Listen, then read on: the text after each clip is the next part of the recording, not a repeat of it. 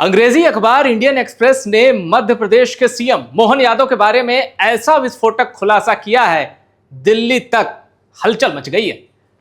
सबूतों के साथ बताया है कि कैसे मोहन यादव के सीएम बनने के बाद इनकी बीवी की, इनके बेटे की, इनके सगे संबंधियों की संपत्ति बेहिसाब बढ़ी और कहां-कहां जमीनें खरीदी, कैसे बेची और कैसे कोई शहरी योजना लॉन्च होती थी उसके पहले जमीनें ये लोग खरीद लेते थे।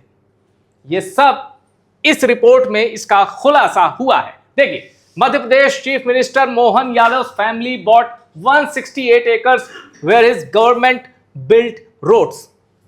इस हेडलाइन में ही पूरी कहानी है। जहां जहां सरकार रोड बनाती, कोई विकास का प्रोजेक्ट लाती, ऐसी अधिकतर जगहों पर मोहन यादव और उनके परिवार ने करीब करीब 168 एकड़ की जमीन खरीदी। इंडियन एक्सप्रेस के इस खुलासे से भूचाल मचा हुआ है और इंडियन एक्सप्रेस ने बाकायदा मोहन यादव, उनकी पत्नी सीमा यादव, बेटे Vaibhav, daughter in law Shalini, cousin Nilesh, cousin Govind, brother Narayan, brother Nandlal, sister Kalavati, परिवार से जुड़े एक एक किरदार का नाम लेकर किसके पास कितनी जमीन, कितने एकड़, कब खरीदा, हर चीज डिकोड की है। और जब कनेक्टिंग द डॉट्स आप देखेंगे ना, हिल जाएंगे। बाकायदा पूरा एक चार्ट बनाकर इंडियन एक्सप्रेस ने खुलासा किया है मध्य प्रदेश के मुख्यमंत्री मोहन यादव पर। और देखिए, एक्सप्रेस इन्वेस्टिगेशन, जहां बन रहे नए हाईवे वहां मोहन यादव के परिजनों ने खरीदी 168 एकड़ जमीन। इंडियन एक्सप्रेस की जांच के मुताबिक 13 दिसंबर 2023 यानी सीएम बनने के बाद उनके परिवार यानी मोहन यादव और उनके परिवार रियल एस्टेट कंपनियों ने कम से कम 137 प्लॉट अपने नाम से खरीदे। अब यहां एक थ्योरी आई कि मोहन यादव और उनका परिवार बहुत पहले से कारोबार में है, इसलिए इस मामले को इतना तूल नहीं देना चाहिए। लेकिन जब आप अंदर की इन्वेस्टिगेशन देखेंगे, चौंक जाएंगे। और एक चीज और बताऊं, वरिष्ठ पत्रकार जो कि देश के अलग अलग चैनल्स में काम करते हैं, कुछ तो ऐसे हैं जो दक्षिणपंथी पत्रकार हैं, उन्होंने भी मोहन यादव के ऊपर चौंकाने वाले खुलासे किए। चलिए आगे बढ़ते हैं। पहले जमीन खरीदी, फिर बनी सड़कें। मध्य प्रदेश के मुख्यमंत्री मोहन यादव के परिवार की 168 एकड़ संपत्ति चर्चा में। अब जरा विस्तार से जान लीजिए कि आखिर मामला है क्या। देखिए, मध्य प्रदेश के उज्जैन में बड़े स्तर पर शहरी विकास के काम हो रहे हैं। इंडियन एक्सप्रेस ने पड़ताल की और पता चला कि मुख्यमंत्री मोहन यादव, उनके परिवार, चचेरे भाइयों ने उज्जैन में बड़ी मात्रा में जमीन खरीदी है। 13 दिसंबर 2023 को मुख्यमंत्री बनते ही मोहन यादव, उनके परिवार से जुड़ी रियल एस्टेट कंपनियों ने करीब 137 प्लॉट खरीदे। इनकी कुल जमीन करीब 168 एकड़ की है और इन पर लगभग 45 करोड़ रुपए खर्च हुए। हालांकि कुछ प्लॉट बाद में बेच भी दिए गए। इंडियन एक्सप्रेस की ओर से भेजे गए सवालों पर मुख्यमंत्री मोहन यादव और उनके ऑफिस ने कोई कमेंट नहीं किया, यानी जवाब नहीं आया। लेकिन राज्य सरकार के अधिकारियों ने नाम ना बताने की शर्त पर कहा है कि मोहन यादव यानी सीएम मध्य प्रदेश के परिवार की खरीदारी और सरकार में उनकी मौजूदगी को जोड़ना सही नहीं है। एक अधिकारी ने कहा, मुख्यमंत्री का बड़ा परिवार कुछ समय से रियल एस्टेट के कारोबार में है। उनके कारोबार को मुख्यमंत्री की राजनीति में आगे बढ़ने से जोड़ना ठीक नहीं होगा। दोनों पक्ष यहां मैंने आपको बता दिए। अब आगे देखिए, कब कब खरीदे गए प्लॉट। 2024-25 यानी सीएम का चार्ज लेने के बाद 137 प्लॉट खरीदे गए, जो कि 168 एकड़ में है। 2021 से 23 के बीच में 57 प्लॉट खरीदे गए, जो 86 एकड़ में है। सीएम की फैमिली के पास कुल 245 प्लॉट हैं, जो कुल मिलाकर 335 एकड़ हैं। यह मैं एनबीटी की रिपोर्ट को कोट कर रहा हूं। परिवार के अलावे सीएम की पत्नी, बेटे और बहू के नाम पर भी जमीनें हैं। आरोप है कि इनमें से ज्यादातर प्लॉट या तो उज्जैन, उनके आसपास घोषित नई सड़क परियोजनाओं के पास हैं, या फिर उन इलाकों में हैं जिन्हें उज्जैन मास्टर प्लान 2035 के तहत खेती वाली जमीन से रिहायशी या कमर्शियल जमीन में बदलने के लिए चिन्हित किया गया है। खेल बड़ा है और उज्जैन महाकाल की धरती में, महाकाल की नगरी में यह खेल हुआ है। और अब आप सोच रहे होंगे कि मोहन यादव 2023 के आखिर में अगर मुख्यमंत्री बनते हैं तो फिर उज्जैन में इतना ज्यादा प्लॉट, इतनी ज्यादा प्रॉपर्टी कैसे? दरअसल उज्जैन से मोहन यादव का कनेक्शन बहुत ही पुराना है और बहुत ही दमदार है। कैसे? देखिए, 2004 से 10 तक मोहन यादव उज्जैन डेवलपमेंट अथॉरिटी के चेयरपर्सन थे। 2011 से 2013 तक ये एमपी टूरिज्म डेवलपमेंट कॉरपोरेशन यानी एमपीटीडीसी के हेड थे। 2013 से अभी तक ये उज्जैन दक्षिण से विधायक है। ये मोहन यादव का उज्जैन कनेक्शन है। और अब इसी खुलासे के आधार पर, इंडियन एक्सप्रेस के खुलासे के आधार पर कांग्रेस ने यह चार्ट बनाया है। जरा इस चार्ट को समझते हैं। उसके बाद मध्य प्रदेश में कांग्रेस के सबसे बड़े एक्टिव राजनीतिक चेहरे जीतू पटवारी की मैं आपको बात सुनाऊंगा, उनका बयान सुनाऊंगा इस खुलासे पर। जीतू पटवारी ने क्या कहा है, पहले जरा इस चार्ट को समझते हैं जिसे कांग्रेस ने शेयर किया है सोशल मीडिया पर अपने ऑफिशियल अकाउंट से। मोहन यादव के परिवार का जमीन घोटाला, ये हेडर दिया है। मोहन यादव 17 एकड़, पत्नी सीमा 11 एकड़, बेटा वैभव 17 एकड़, बहू शालिनी 10 एकड़, चचेरे भाई नीलेश पत्नी के साथ 108 एकड़, चचेरे भाई गोविंद पत्नी और पार्टनर्स के साथ 47 एकड़, भाई नारायण 19 एकड़, भाई नंदलाल 17 एकड़, रेखा 6 एकड़, अभय 16 एकड़। यह पूरा का पूरा फ्लो चार्ट बनाया है कांग्रेस ने। और अब जरा जीतू पटवारी को सुनिए वो क्या कह रहे हैं इंडियन एक्सप्रेस के इस खुलासे पर। कुल भूमि स्वामित्व की रिपोर्ट अनुसार परिवार और रिश्तेदारों के पास 245 प्लाट में 335 एकड़ जमीन है।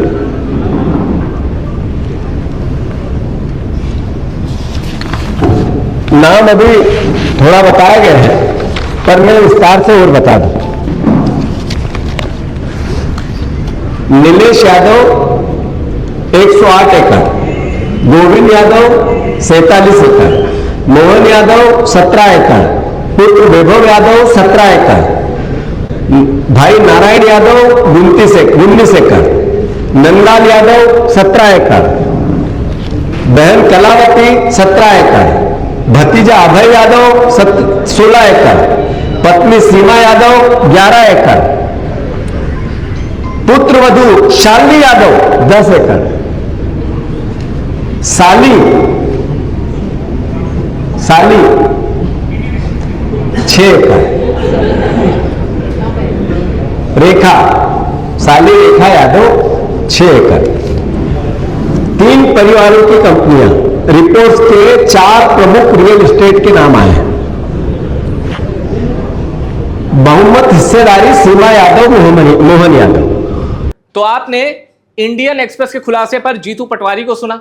अब मैं आपको सुनाता हूं एक जाने माने पत्रकार समीर चौगांवकर, राजनीति में गहरी दिलचस्पी रखते हैं, महाराष्ट्र की राजनीति में भी और महाराष्ट्र से इतर भी। समीर चौगांवकर ने क्या लिखा है सोशल मीडिया पर, जरा उसको देखते हैं। आज इंडियन एक्सप्रेस ने मध्य प्रदेश के मुख्यमंत्री मोहन यादव के भूखंड की भूख को लेकर जो खबर प्रकाशित की है उसके बारे में मैंने 31 मई को विस्तार से लिखा था। सिर्फ जमीन ही नहीं, खनन और शराब से भी अकूत संपत्ति कमा रहे हैं।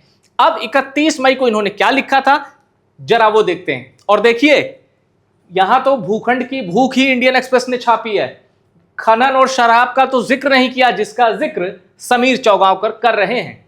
अब देखिए 31 मई की इनकी पोस्ट क्या थी। एक मुख्यमंत्री की शराब के ठेकों में, खनन के खेल में और जमीन के सौदों में बड़ी दिलचस्पी है। सुबह उठकर सबसे पहले शराब के ठेकों से आ रहे पैसों का हिसाब किताब लेते हैं, उसके बाद खनन के खेल से मिल रहे पैसों की खबर लेते हैं। मुख्यमंत्री को खनन में खलल बिल्कुल पसंद नहीं है, खनन की खनक पसंद है। बढ़िया यहां उन्होंने अलंकारों का इस्तेमाल किया। सुना है मुख्यमंत्री ने आजकल ऐसे व्यक्ति को अपना सलाहकार बनाया हुआ है जो पहले अवैध खनन के लिए पूरे राज्य में बदनाम रहा, जेल भी जा चुका। ऐसा बदनाम और जेल रिटर्न सीएम की आंखों का तारा बना हुआ है। मुख्यमंत्री जमीन बहुत जमा कर चुके हैं, फिर भी जमीन से मन नहीं भर रहा। जमीन, दारू और खनन सीएम साहब के दिल के बहुत करीब है। सीएम के करीबी रिश्तेदार भी खेल कर रहे हैं। दिल्ली तक छन छन कर खबर आ रही है, खबरों से बेखबर सीएम मस्त हैं। यानी इंडियन एक्सप्रेस भी उसकी इन्वेस्टिगेशन का दायरा जहां तक नहीं पहुंच सका, एक जाने माने पत्रकार ने वो भी दर्शकों के सामने, जनता के सामने रख दिया। अब एक और जाने माने पत्रकार हैं, वो लिख रहे हैं कि इस खबर को गलत तरीके से दिखाया जा रहा है, इसको ऐसे लिखना था, उज्जैन के विकास में मोहन यादव ने पेश की नजीर, पूरे परिवार को झोंका, पत्नी संग खुद भी लगाए पैसे, बेटा भतीजा सब महाकाल के विकास में शामिल। सीएम ने साबित किया कि धर्म की सेवा में वो पीछे नहीं, उज्जैन तो अभी झांकी है। और यहां मैं आपको एक चीज और बता दूं, ये सब आपने देखा कि कैसे मोहन यादव पर सभी चारों तरफ से हमले हो रहे हैं इंडियन एक्सप्रेस के खुलासे के बाद। मोहन यादव पर जब यह खुलासा हुआ इंडियन एक्सप्रेस का, उसके बाद मैंने कुछ ऐसे लोगों से बात की जो बीजेपी और आरएसएस के बैकग्राउंड से, मैंने उनसे बात की इन घोटालों पर। उन्होंने कहा कि मोहन यादव आरएसएस के बैकग्राउंड से आते हैं, एबीवीपी से जुड़े रहे हैं छात्र जीवन में, मध्य प्रदेश में शिक्षा मंत्री रहे हैं, और उज्जैन बाबा महाकाल की नगरी कितने समय तक पावरफुल पोस्ट पर रहे वो भी आपने देखा। उन्होंने कहा कि अगर अब मोहन यादव पर एक्शन नहीं होता है तो लोग इसका क्या मतलब निकालेंगे। इस खुलासे के बाद या तो मोहन यादव सबूतों के साथ सब कहें कि भाई इंडियन एक्सप्रेस का खुलासा गलत है, ये रहे प्रमाण। अगर मोहन यादव पर एक्शन नहीं होता है तो इसका क्या मतलब समझा जाए। उन्होंने इस सवाल के साथ बातचीत खत्म की। आरएसएस के बैकग्राउंड से आने वाले मोहन यादव पर भूखंड की भूख के इल्जाम लग गए, और देखा आपने कि कैसे खनन और शराब के भी आरोप लगे। इसमें भी जमकर कमाया जा रहा है, जमकर खेल हो रहा है। ये आरोप आरएसएस के बैकग्राउंड से आने वाले मोहन यादव पर लगे। इसलिए सवाल वही है जो उन परिचित ने मुझसे पूछा कि अगर मोहन यादव पर एक्शन नहीं हुआ तो इसका क्या मतलब समझा जाए। और एक और चीज, टॉप सीक्रेट वो प्लेटफॉर्म है जिसने सबसे पहले अयोध्या राम मंदिर की जो डोनेशन स्कैम वाली खबर है ना, पूरे भारत में सबसे पहले टॉप सीक्रेट ने ब्रेक की थी, अभिषेक उपाध्याय जी ने। अयोध्या से लेके महाकाल की नगरी, आप देखिए कि क्या हो रहा है, आप देखिए और आप तय करिए ये जो हो रहा है ये अच्छा हो रहा है।